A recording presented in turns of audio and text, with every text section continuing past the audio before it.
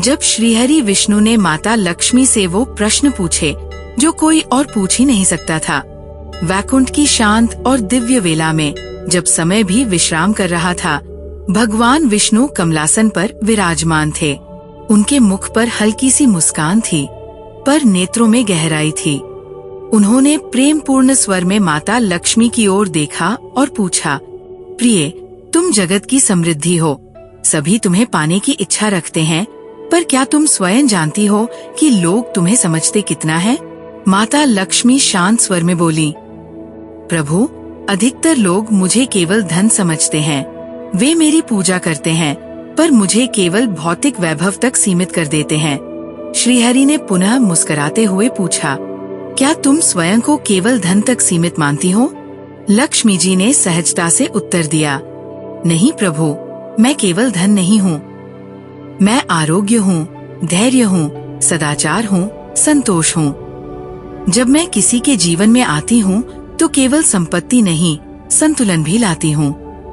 भगवान विष्णु ने कोमल भाव से पूछा, तो क्या तुम हर उस स्थान पर चली जाती हो जहाँ तुम्हारा आह्वान होता है?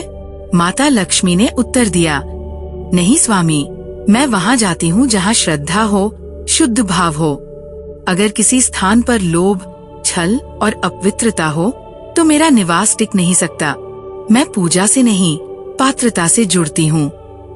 विष्णु जी ने अगला प्रश्न रखा, लक्ष्मी, जब कोई स्त्री त्याग करती है, सेवा करती है, बिना किसी मान की अपेक्षा के, तब क्या तुम उसके पास होती हो?